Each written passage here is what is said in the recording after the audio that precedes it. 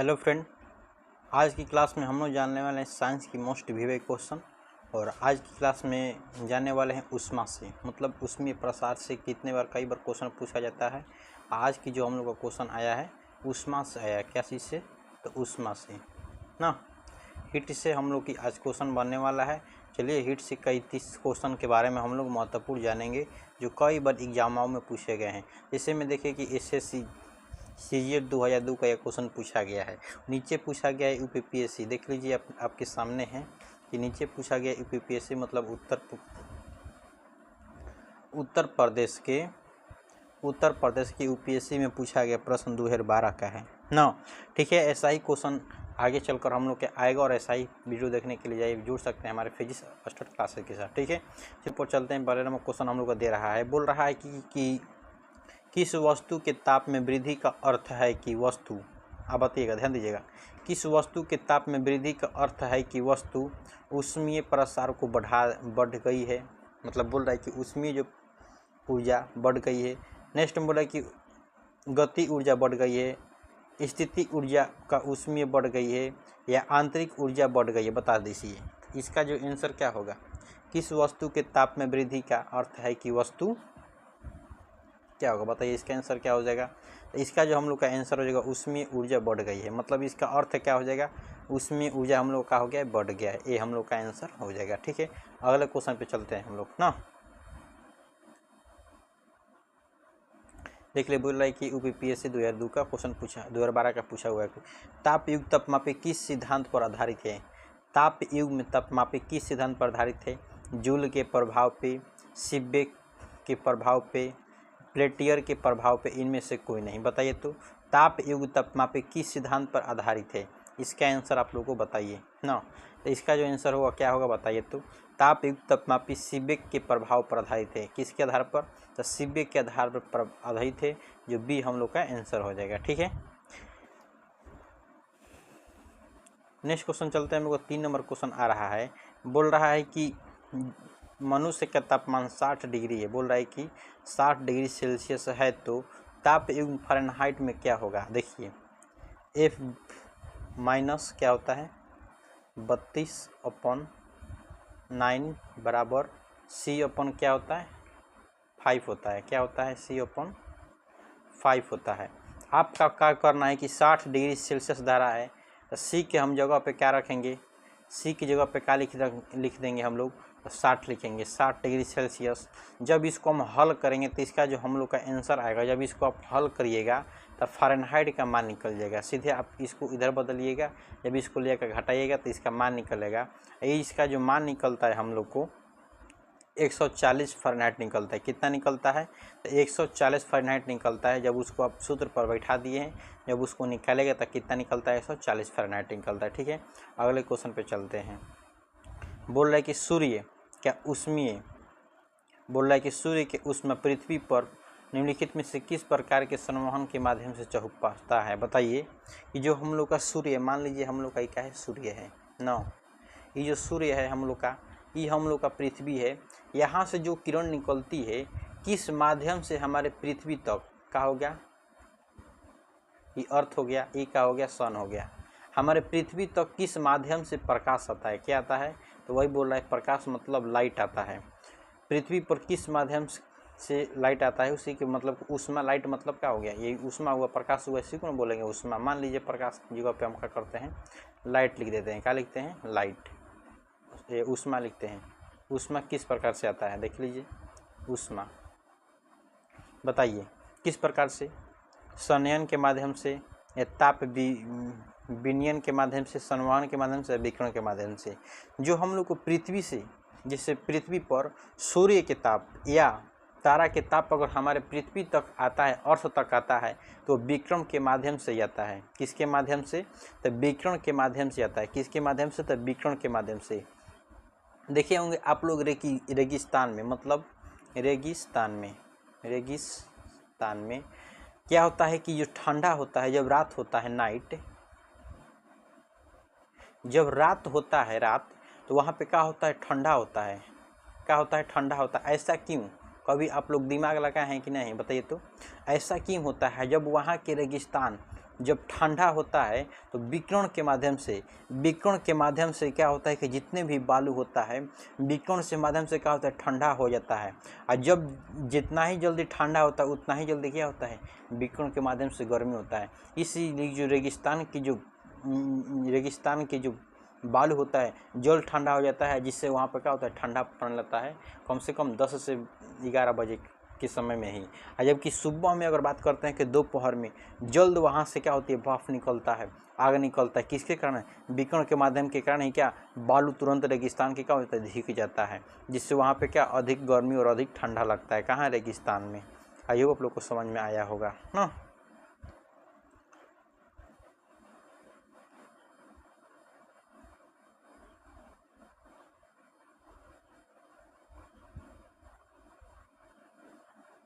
जैसे आप लोग विकिरण के माध्यम से और एग्जाम्पल बताते हैं कि जैसे विकिरण के माध्यम से आप लोग देखे होंगे कि कई बार ठंडा के दिन में आप लोग क्या करते हैं, दिन में आग जलाते हैं। क्या करते हैं?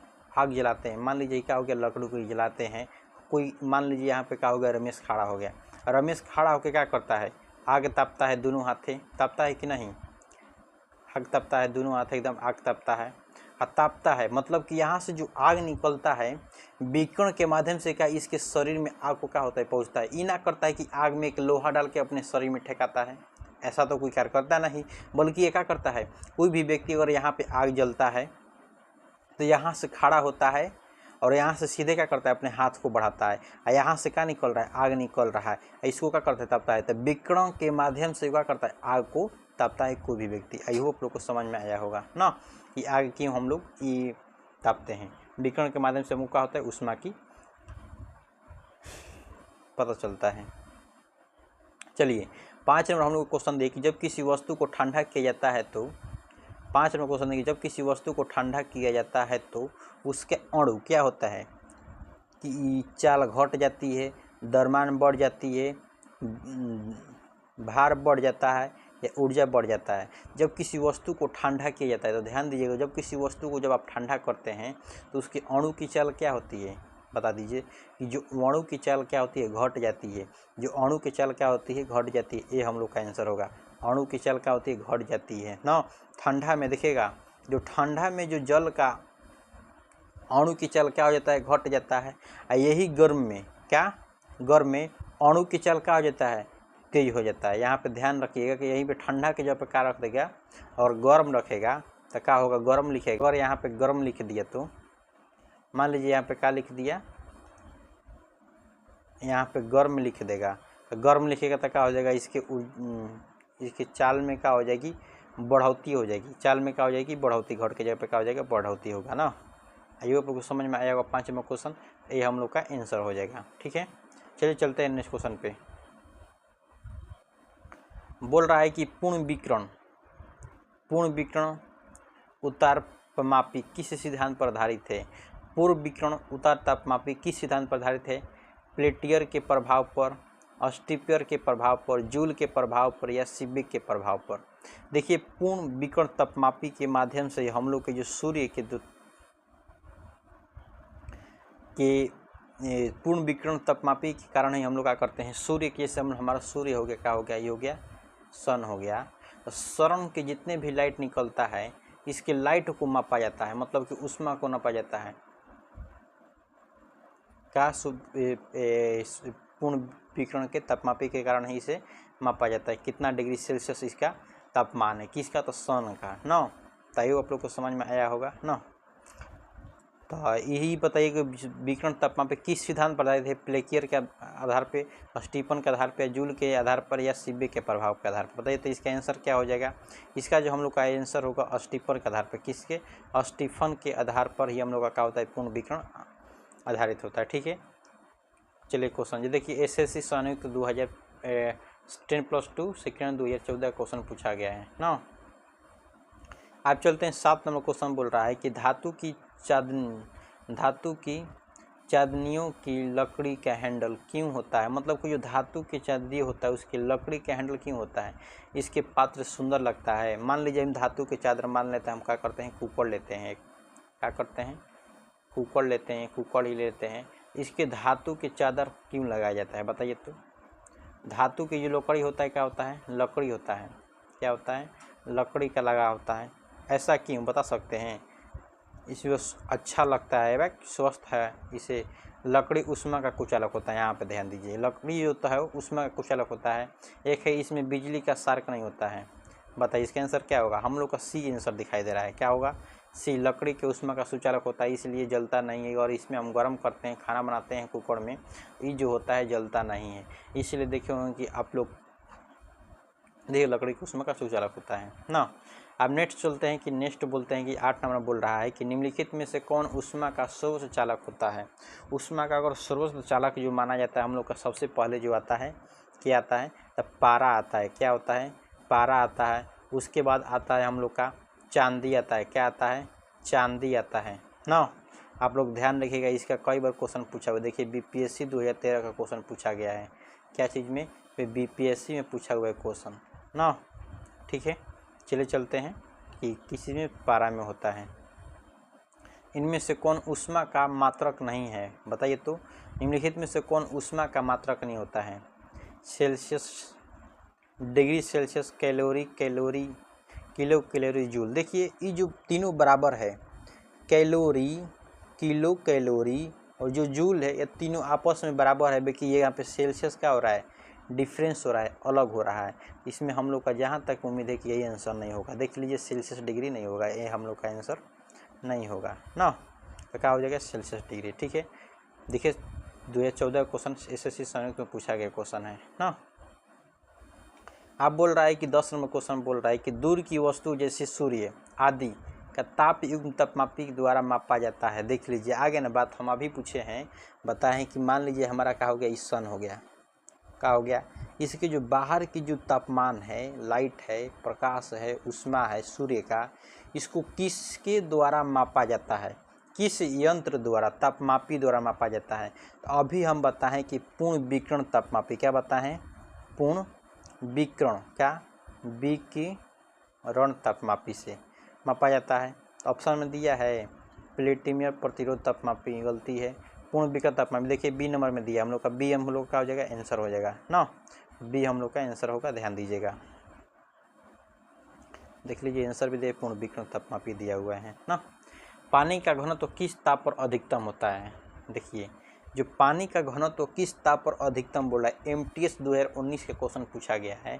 जो पानी का जो घनत्व होता है किस ताप पर अधिकतम होता है? 100 डिग्री सेल्सियस पे, 0 डिग्री सेल्सियस पे, 4 डिग्री सेल्सियस पे, -4 डिग्री सेल्सियस। बताइए जो पानी का जो घनत्व तो किस ताप पर अधिक होता है? अधिक के बात किया है यहाँ पे। पानी का जो अधिक ताप कितना होता है? तो 4 डिग्री सेल्सियस पे होता है। कितने पर? तो 4 डिग्री सेल्सियस पे पानी का जो घनत्व होता है अधिक होता है। पानी का जो घनत्व होता है अधिक होता है। पानी का जो घनत्व होता है क्या होता है? अधिक होता है हाँ। ठीक है, चलते नेक्स्ट क्वेश्चन पे चलते हैं। 11 नंबर क्वेश्चन हम लोग को दे रहा है 12 नंबर। बोल रहा है कि निम्नलिखित में से कौन ऊष्मा का सबसे अच्छा चालक है? बताइए तो, निम्नलिखित में से कौन ऊष्मा का सबसे अच्छा चालक है? आश्वित पानी। आश्वित मतलब कि अशुद्ध पानी जो ऊष्मा का चालक होता है। आश्वित मतलब कि अशुद्ध पानी के मतलब हो रहा ना कि स्वच्छ पानी, जिससे में फिल्टर उल्टर का पानी जो होता है वो बता रहा है। ठंडा पानी ऊष्मा का अच्छा चालक है। ऊष्मा का सबसे अच्छा चालक ठंडा पानी बोल रहा है। ठंडा पानी ऐसा तो नहीं हो सकता है। गर्म पानी ऊष्मा का चालक अच्छा होता है। समुद्र के पानी में क्या होता है? हम लोग का सोडियम होता है। क्या होता है? सोडियम। यहाँ पे हम लोग का 90% बनता है कि यही हम लोग का क्या हो जाएगा? आंसर होगा। चलिए चलते हैं आंसर पे। समुद्र के पानी मतलब कि हम लोग का 90% पानी बन रहा है कि समुद्र पे। क्यों हम लोग नहीं मान रहे थे कि ठंडा पानी में भी ऊष्मा का चालक हो सकता है?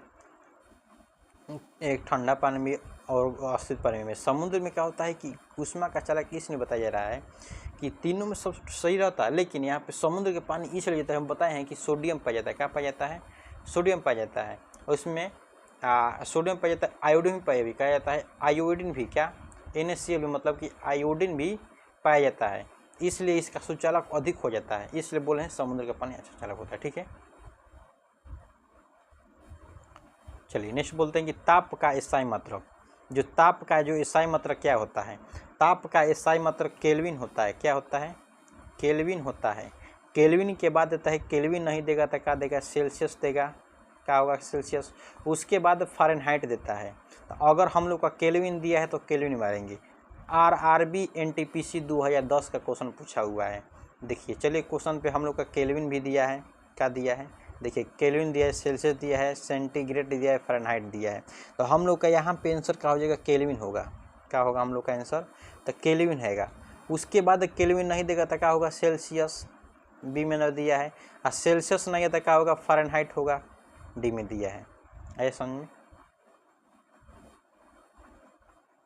आप बोला कि निम्नलिखित में से तापमापी में किसे बैरोमीटर कहा जाता है? पैरोमीटर कहा जाता है। बताइए तो निम्नलिखित में से किसे पैरोमीटर कहा जाता है?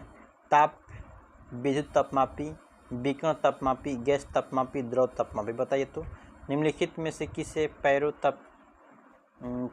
कहा जाता है? बताइए तो पैरोमीटर कहा जाता है, किसे कहा जाता है? यूपी रो ARO 2014 का क्वेश्चन पूछा हुआ। बताइए तो इसका आंसर क्या होगा?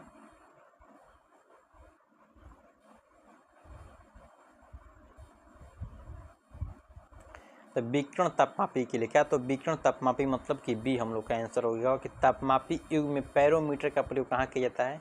तो विकिरण तापमापी। आप ध्यान दीजिएगा, अगर कहीं पैरोमीटर दिया है, ये जो पैरोमीटर का उपयोग किसी के लिए? सूर्य के जो हम लोग तापमान जो नाप रहे थे उसी का है पैरोमीटर कहते हैं। यहीं पे पैरोमीटर की जगह पर दे देगा, क्या दे देगा? पूर्ण विकिरण तापमापी। क्या देगा? पूर्ण विकिरण तापमापी। इसी को दिया है, मतलब पूर्ण विकिरण के तो कोई क्या कहते हैं? पैरोमीटर कहा जाता है। आई होप आप लोग समझ में आया होगा। वही बोल रहा है कि अगर यहाँ पे क्या होता है? विकिरण तापमापी की जगह पे क्या दे सकता है? पूर्ण विकिरण तापमापी ना। ध्यान दीजिएगा इस बात को।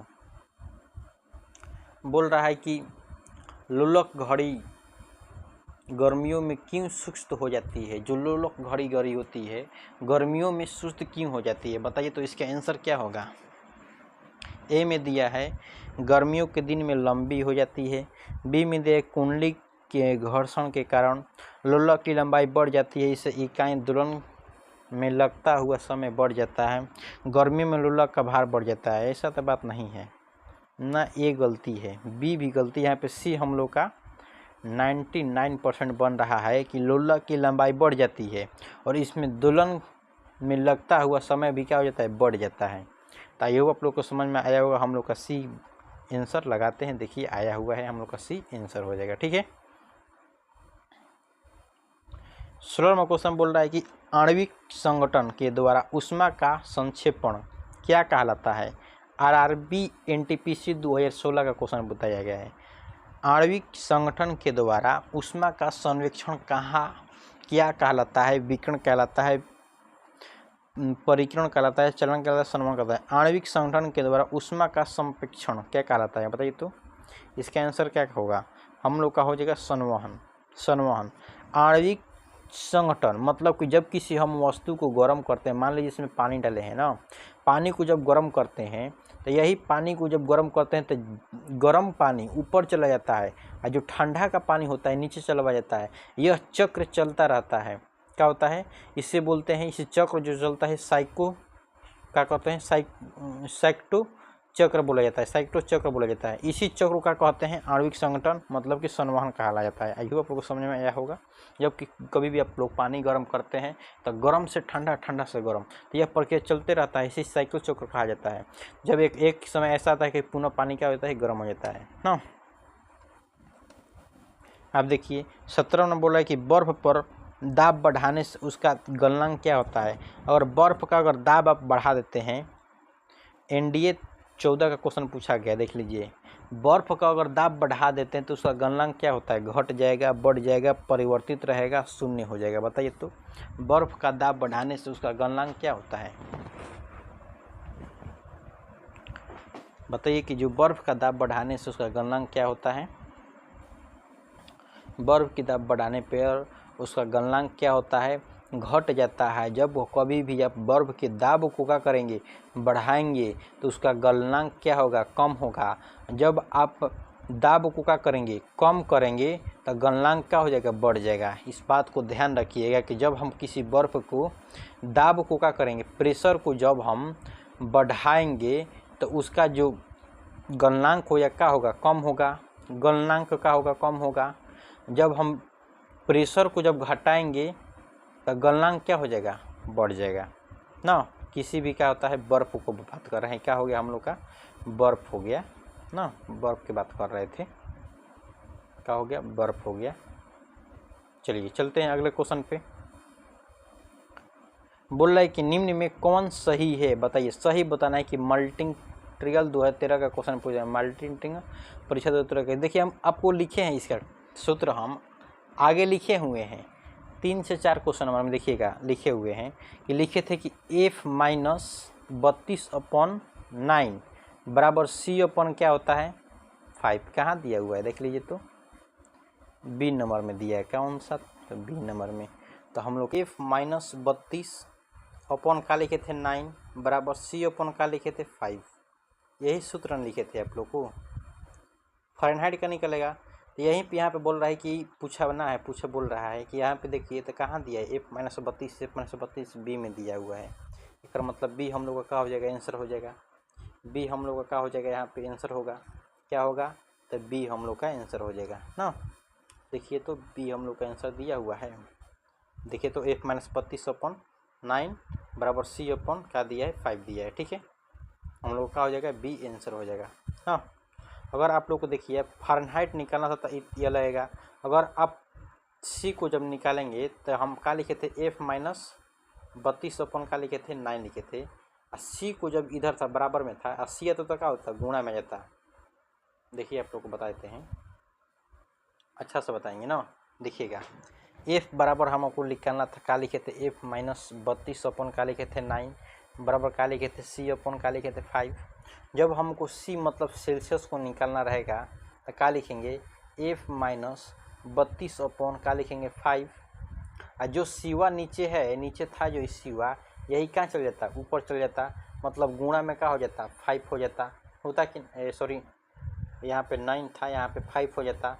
तो क्या लिखते, आप देखिए क्या लिखते कि 5 बटा में क्या लिखेंगे 9, और f माइनस क्या हो जाएगा 32 बराबर क्या हो जाएगा c बराबर। हम लोग का सूत्र यही कि निकलता, सूत्र वही निकलता, क्या निकलता हम लोग का सूत्र जो निकलता, c बराबर 5/9 f-32 निकलता, यही निकलता सेल्सियस बराबर सूत्र ना। ठीक है, और फ़ारेनहाइट का निकाल लिए हम लोग, सेल्सियस का भी निकाल लिए ना। चलिए आगे चलते हैं, हम लोग आगे बढ़ते हैं। अब बोल रहा है कि 19 नंबर जो क्वेश्चन हम लोग का बोल रहा है कि 2 रेल के पटरियों के मध्य जोड़ पर एक छोटी सा स्थान छोड़ी जाती है, ऐसा क्यों, बता सकते हैं आप लोग। छोड़ी जाती है, जिससे में आप लोग देखोगे जब आप सड़क पर गाड़ी चलाते होंगे, तो मान लीजिए हम लोग का सड़क हो गया, तो इसके बीच में भी क्या हो जाता है, थोड़ा सा स्थान दिया जाता है। या जब आप किसी घर में जब तार को भी खींचते हैं, लाइन जब बनाते हैं, जो पोल सब जब तार लाते हैं, तार भी क्या होता है, ढीला थोड़ा लटकाया जाता है। ऐसा क्यों, हम आपको ये समझा देते हैं। यहाँ पे ऊष्मीय प्रसार की घटनाएं होती है। जब ऊष्मा प्रसार की घटनाएं क्या कहलाता है, जब ऊष्मीय प्रसार मतलब क्या बोलते हैं हम लोग, ऊष्मीय प्रसार, आपको हम अच्छा से लिख के समझा देते हैं। यहाँ पे ऊष्मीय प्रसार की घटनाएं होती हैं ना, ऐसे घटनाएं क्या होता है, ऊष्मीय प्रसार की घटनाएं आपको समझा देते हैं। देखिए क्या कहलाता है हम लोग का ऊष्मीय प्रसार, क्या कहलाता है, ऊष्मीय प्रसार ना। यही ऊष्मीय प्रसार के कारण ही हम लोग को घटना ऐसा घटता है। यही घटना घटता है कि जब हम लोग ऊष्मीय प्रसार जब बढ़ता है, जैसे ठंडा के दिन में क्या होता है, बढ़ जाता है, तो जो तार हम लोग का जो ढीला था ना, ये क्या होता है, सिकुड़ जाता है। इसकी जो अंतराणुक दूरियाँ क्या हो जाती है, अंतराणुक दूरियाँ बहुत छोटा हो जाता है, अंतराणुक दूरियाँ। और गर्मी के दिन में क्या हो जाता है, बड़ा होता है अंतराणुक दूरी। इस गर्मी की दूरी में क्या होता है, जो तार होता है वो लटका हुआ दिखाई देता है, और जबकि ठंडा के दिन में क्या हो जाता है, यही तार क्या हो जाता है, टाइट हो जाता है। आप लोग देखे होंगे, देखिए कई बार आप लोग के घर में ऐसा होता होगा। इसलिए जो हम लोग का जो ट्रेन की जो पटरिया होता है, जब दो ज्वाइंट होता है बीच में, तो यहाँ पे एक स्थान छोड़ दिया जाता है। जब अब ठंडा के दिन आएगा तो इसकी जो पटरिया होता है, सिकुड़ को क्या हो जाता है, यहाँ पे खाली स्थान ज़्यादा दिखाई देता है ना, पटरी का होता है सिकुड़ जाता है। और जब जैसा ही गर्मी का दिन आता है तो यही जो पटरिया का जब जाइएगा खाली स्थान देखिएगा, इसके पटरिया का हो जाता है दोनों चपका हुआ दिखाई देता है। तो वही यहाँ पे क्वेश्चन पूछा है कि दो पटरियों के जोड़े पर स्थान खाली दिया जाता है, ऐसा क्यों? तो उसमें प्रसार के कारण ना। आज जैसे आप लोग देखे होंगे कि रोड पर भी क्या ऐसा ही घटनाएं होता है कि बीच में यही घटनाएं होता है। तो यही आप लोग को समझ में आया होगा। तो यही बोला है कि आवाज़ से गुरुत्व बल उत्पन्न होता है, ऐसा होता है? अभी हम समझाएं, आवाज़ से गुरुत्व बल उत्पन्न होता है, नहीं, ऐसा बात नहीं है। ये क्या है, गलत है। क्योंकि ऐसे स्थान पर छोड़ने से कुछ लागत बचती है। ये बोल रहा है कि लागत के मतलब कि पैसा बचता है, गिट्टी बालू बचता है, ऐसा लगता है लोहा बचता है, नहीं। क्योंकि धातु गर्म करने पर फैलता है, बोल रहा है कि धातु गर्म करने पर फैलता है और ठंडी होने पर क्या होता है, सिकुड़ता है। आइए हमारी बात आया कि नहीं। जब किसी लोहा को क्या करते हैं, मान लीजिए हमारा रेल का पटरी हुआ है, तो जो गर्म करेंगे तो क्या होता है, सिकुड़ जाता है, सॉरी फैल जाता है। गर्म करते हैं तो क्या होता है, फैल जाता है। ठंडा के दिन में, गर्मी के दिन में, यही ठंडा के दिन में क्या होता है, सिकुड़ जाता है, एक तरफ हो जाता है ना। एक क्या कहलाता है, उसमें प्रसार कराता है। तो इसका आंसर क्या हो जाएगा हम लोग का, सी हो जाएगा। देख लीजिए क्या होता है, हम लोग का आंसर सी हो जाएगा ना। आया हुआ है, यहाँ पे बोल रहा है कि क्योंकि गर्म की धातु गर्म करने पर फैलता है और ठंडा होने पर सिकुड़ जाता है, यही घटना हम लोग का सी आंसर आया हुआ है। ठीक है, चलते हैं हम लोग नेक्स्ट क्वेश्चन पे चलते हैं कि 20 नंबर क्वेश्चन हम लोग का बोल रहा है, निम्न द्रव में कौन सा ऊष्मा का बहुत अच्छा चालक है? बताइए तो। पानी है, ईंधन है, बेंजीन है कि पारा है? ऊष्मा का अच्छा चालक बताया जा रहा है। बीपीएससी 18 का क्वेश्चन पूछा हुआ है, 2018 बीपीएससी में पूछा हुआ क्वेश्चन कि पानी में, ईथर में, बेंजीन में या पारा में, कि ऊष्मा का बहुत अच्छा चालक क्या है? बताइए तो। ऊष्मा का बहुत अच्छा चालक क्या है? ऊष्मा का बहुत अच्छा चालक क्या है? पारा है। आप लोग को हम अभी ऊपर बताए हैं कि जो ऊष्मा का अच्छा चालक क्या आता है, ऊष्मा का अच्छा चालक क्या आता है, तब पारा आता है। क्या आता है? पारा आता है। उससे अच्छा क्या आता है, फिर उसके बाद क्या आता है, चांदी आता है। बताएं कि नहीं? इसमें चालकता भी अधिक होता है, दोनों में चालकता भी क्या होता है, अधिक होता है। ध्यान दीजिएगा, इसको बात को रखिएगा ना। चलिए आगे बढ़ते हैं। 21 नंबर क्वेश्चन आ रहा है, द्रव तथा गैसों में ऊष्मा का स्थानांतरण निम्नलिखित में से किस विधि द्वारा होता है?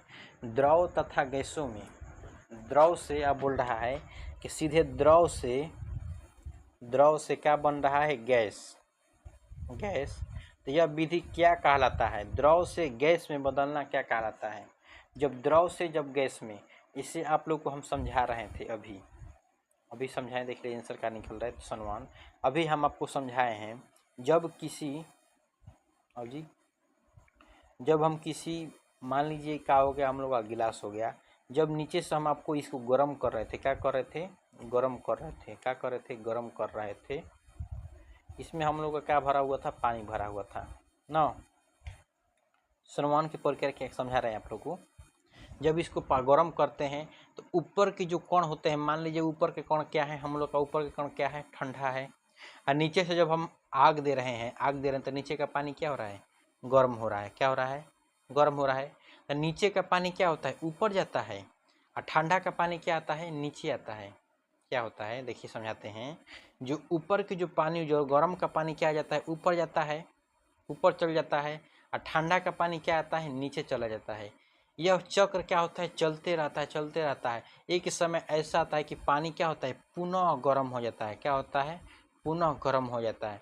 यही प्रक्रिया क्या कहलाता है, संवहन कहलाता है। आई होप आप लोग को समझ में आया होगा, है समझ में ना। वही बोल रहा है कि द्रव से क्या बन रहा है, सीधे गैस।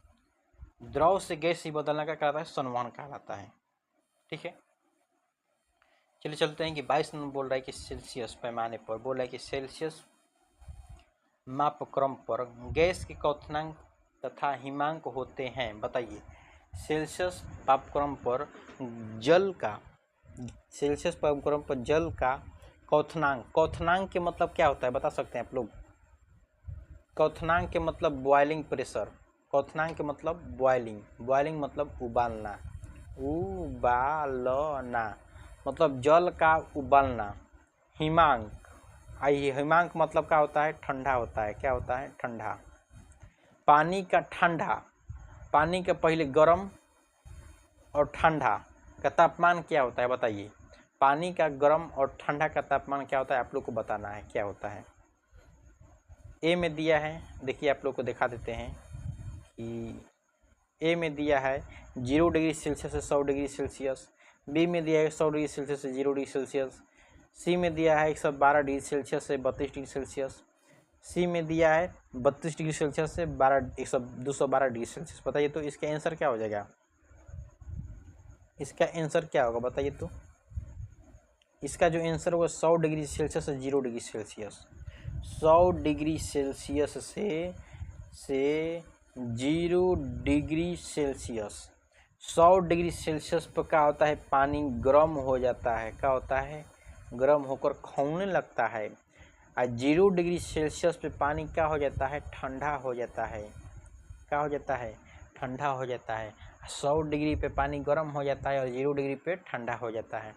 और 0 डिग्री से जब नीचे आने लगता है तो पानी क्या हो जाता है? बर्फ़ बनने लगता है। आई होप आप लोग को समझ में आया होगा ना। चलिए, सूर्य विकिरण का कौन सा भाग सौर कुकर को गर्म करता है बताइए? जो सूर्य विकिरण को जो हम लोग का जो सूर्य होता है, सन होता है, सूर्य विकिरण का कौन सा जो भाग होता है सौर कुकर को गर्म करता है? तो अवरक्त किरण। क्या होता है? अवरक्त किरण ना, अवरक्त किरण गर्म करता है। दिया है अवरक्त किरण, सी में दिया हम लोग का आंसर। तो हम लोग का आंसर क्या हो जाएगा? तो सी हो जाएगा अवरक्त किरण ना, सी हम लोग का आंसर हो जाएगा अवरक्त किरण। चलिए नेक्स्ट क्वेश्चन पे चलते हैं। दिया है 24 नंबर, ताप से सेल्सियस पैमाने पर परम शून्य ताप होता है। ताप से सेल्सियस पैमाने पर परम शून्य ताप होता है। एसएससी मैट्रिक परीक्षा 2008 का क्वेश्चन पूछा गया है। ताप सेल्सियस पैमाने पर परम शून्य ताप क्या होता है? 0 degree Celsius, 32 degree Celsius, 100 degree Celsius, -273 degree Celsius. बताइए तो ताप युग में सेल्सियस पैमाने पर परम शून्य ताप क्या होता है? इसका आंसर क्या हो जाएगा? -273 डिग्री सेल्सियस। इससे कोई नीचे अब नीचे नहीं होता है। विश्व में अब इससे कभी नीचे नहीं गया है ताप सेल्सियस पैमाने पर 0 डिग्री सेल्सियस से इस पर, मतलब ये कहने का मतलब जैसे में हम लोग का मान लीजिए सेल्सियस हो गया ना, आपको हम समझा देते हैं। मान लीजिए हम लोग का सेल्सियस हो गया, क्या हो गया?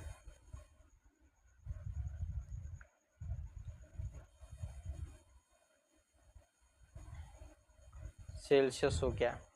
अब इसका कहने का मतलब होता है, एक होता है बॉइलिंग प्रेशर, एक होता है फ्रीजिंग प्रेशर, एक होता है 0 डिग्री प्रेशर। तो 0 डिग्री प्रेशर पर इसका मान क्या होता है? तो -273 होता है। यही पूछने का इसका क्या नाम था ना। सेल्सियस पे मतलब बॉइलिंग प्रेशर अभी बताएं कितना था? 100 डिग्री सेल्सियस। फ्रीजिंग प्रेशर कितना था? तो 0 डिग्री सेल्सियस। अभी हम आपको बताएं आगे इसी के। यही बोले कि 0 डिग्री पे कितना था? तो -273। आइए आप लोगों को समझ में आया होगा ना। बोला कि काले वस्तु के गुब्बारे श्वेत शीतल क्यों होते हैं? काले वस्तु के मुकाबले श्वेत स्थल शीतल होता है क्यों? बोल रहा है कि काले जो वस्त्र होते हैं मुकाबले श्वेत, मतलब कि काले कपड़ा के जगह पे जो वाइट वाला जो कपड़ा होता है शीतल क्यों होता है? शीतल मतलब ठंडापन होता है क्यों? ये सीजीएल क्वेश्चन 2016 का पूछा हुआ है, देख लीजिए आप। देखिए आप देखिए अब हम आपको समझाते हैं, कैसे समझाते हैं ना। उनके पास जो भी प्रकाश पहुंचता है वह सूर्य प्रकाश का करता है परावर्तन कहता है, या वाइट के बताया जा रहा है। इससे तो बात सही है, जो प्रकाश आता है एक सूर्य का आता है परावर्तन कहता है।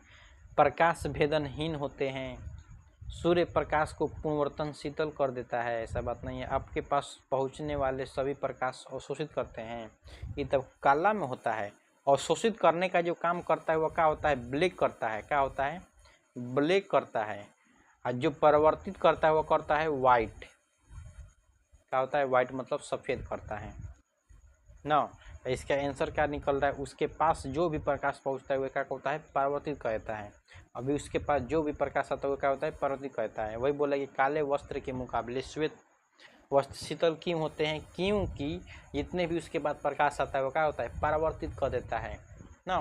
तो ये आप लोग को समझ में आया होगा ठंडा क्यों महसूस होता है ना।